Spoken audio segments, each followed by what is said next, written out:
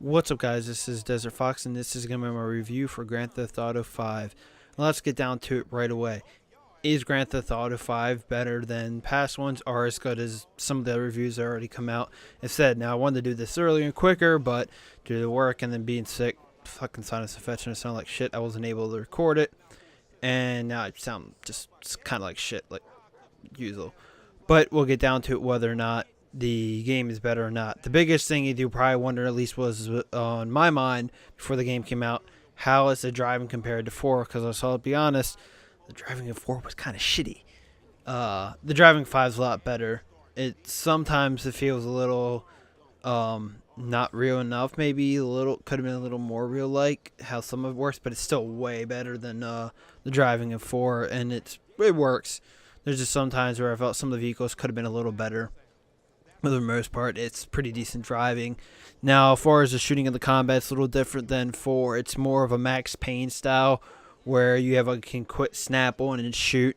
You will die very quick if you just stand out in the middle of the open, though.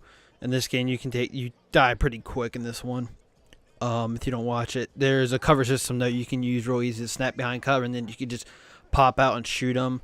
Two of the characters, actually, Michael and Trevor, also have special ability that theirs is that helps during combat. Michael's is like almost bullet time, where it slows it down and you shoot, and Trevor's is more like a rage and stuff, like a rage mode. Franklin's is the one special ability that's a little different. It's mainly for driving. When you're driving, you can slow down time. It's really easy to take sharp turns. It comes in handy for races and other stuff in the game. As far as the open up world, it's a real nice world. It looks pretty well, especially for how big it is and not having issues. Just PS3 and Xbox 360, the older consoles, you're gonna have some popping and stuff sometimes with textures, but for the most part, it's pretty damn good looking for the whole world, and no loading screens whatsoever either. Really, you have the beginning where you first boot it up. It takes a little bit, like all Grand Theft Autos usually do, though. But that's about it. There's no like loading screen. You get a certain area. It's like, oh, gotta load the next area, which is nice. Probably one of the funnest things in the game, though, actually, this time is doing the heist. Now, there's a few heists that you can do for story mode, and I think there's more stuff, smaller ones you can do throughout the game, like stores and whatnot, if you find them. And then also, once Grand Theft Auto Online is out, which isn't out yet at this time, they'll have more heists that you can do with your friends and other people online, and also fight other people. But as far as the story heists in the game, a lot of them were probably my favorite. Some of my favorite stuff in the game. Switching between the characters, because this time you have 3 different characters: Trevor, Michael, and Franklin. Works pretty well, and sometimes it works really well on like one of the certain heist missions, which won't spoil anything. You switch between it real quick with their different parts of what they're supposed to be do during that mission, and the dynamic works really well. And it's a lot of fun doing that mission. Also, probably one of my favorite missions from the game.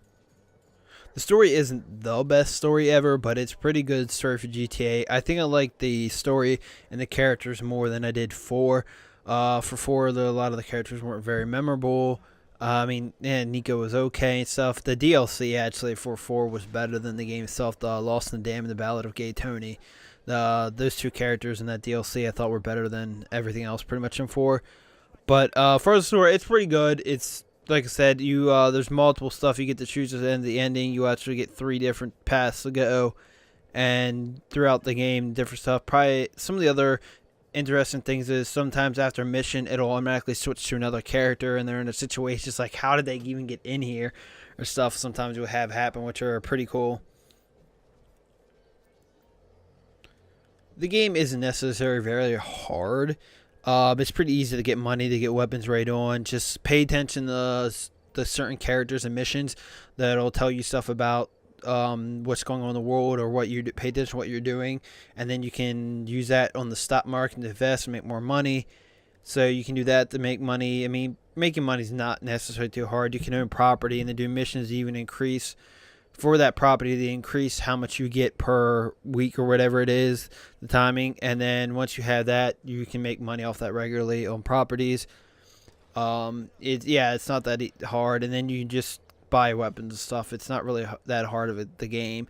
Actually, with the lock-on system, that similar, like I said, similar to the Max Payne 3's combat. at times it's pretty like, wow, I just gun down those guys like nothing. As long as you use the cover and stuff to your advantage. If you're just out in the middle though, they shooting at you, you're dead pretty damn quick. Fortunately, GTA Online's not out yet, so I can't really go into that yet. I'm assuming it'll be very similar to the single player without the story and just other people running around the world. I imagine I'll probably have some server issues when it first starts out. I'll probably do another video on that once I get to play some of that and get to see the different stuff, activities, and whatnot with people. I didn't do a lot of the side little like tennis or whatnot in the game, so I'm not sure exactly how that worked out. I mainly was doing story mission and then a few other little things here and there, like the Freaks and Strangers or whatever it's called, where you come across random people and help them out with stuff. Like there's one where you come across this crazy lady, is Michael, and she'll challenge you to a race, and you got to race her then. There's other ones where it's Franklin, you got to, I think it's one of the first ones you come across, is you got to be a tow truck driver and get cars that people have money on and stuff. Overall, though, GTA 5 was a pretty damn good game. One of my favorite games probably this gen, especially in this last year. It's definitely up there.